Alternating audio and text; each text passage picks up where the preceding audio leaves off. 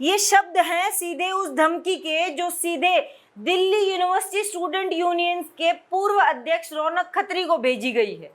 धमकी है गैंगस्टर रोहित गुदारा के नाम से और मांग सीधी 5 करोड़ रुपए की फिरौती। धमकी साफ थी, पैसे दो वरना मौत के लिए तैयार रहो।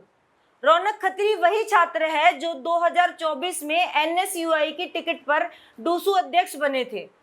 वही रौनक जिन्हें छात्रों की आवाज कहा जाता है। विरोध प्रदर्शन, धरने और छात्रों की समस्याओं पर खुलकर बोलने वाले रौनक को अब मौत की धमकी मिल रही है।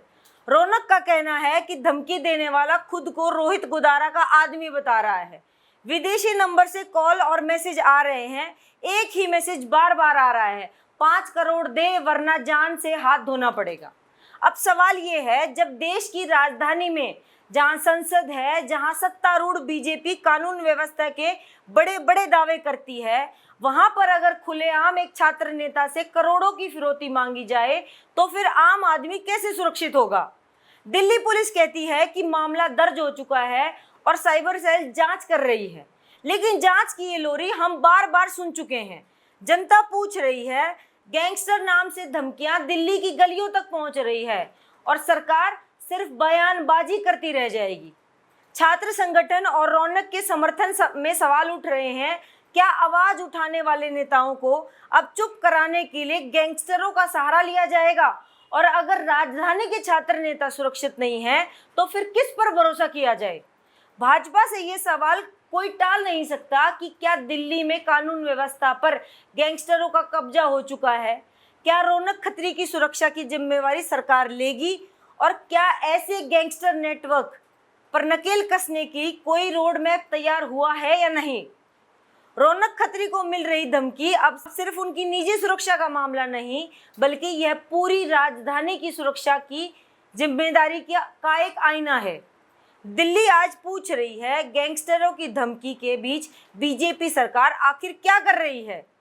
और एक भयानक सच यह भी है कि धमकी देने वालों की संख्या लगातार बढ़ रही है और स्थानीय रिपोर्टर्स के मुताबिक जिन लोगों ने ये पैसे देने से इनकार किया है उन्हें जान से मार दिया गया है।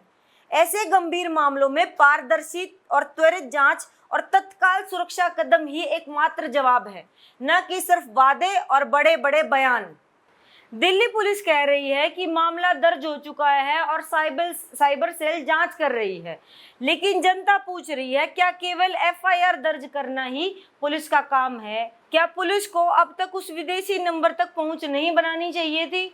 अगर राजधानी की पुलिस ये ऐसे मामलों में त्वरित और ठोस कार्रवाई नहीं कर पाएगी तो आम नागरिकों को किस पर भरोसा रहेगा? कई बार पुलिस पर आरोप लगते हैं कि बड़े नाम आने पर जांच की गति धीमी हो जाती है। सवाल यह है कि क्या इस बार भी वही दोहराया जाएगा या सच में नतीजे सामने आएंगे? यह घटना हमें यह भी सिखाती है कि समाज में डर का माहौल पैदा करने वाले कभी भी सफल नहीं हो सकते जब तक आम लोग, छात्र और नागरिक एकजुट होकर आवाज उठाते रहेंगे। रौनक खत्री को मिली धमकी सिर्फ उनकी सुरक्षा की नहीं बल्कि लोकतांत्रिक मूल्यों की भी परीक्षा है। हमें यह समझना होगा कि लोकतंत्र सिर्फ सरकार या पुलिस से नहीं चलता बल्कि जनता की हिम्मत और एकजुटता से चलता है। इसीलिए यह संदेश हर नागरिक तक पहुंचना चाहिए कि चुप्पी डर को बढ़ाती है और आवाज ही लोकतंत्र की सच्ची ताकत होती है।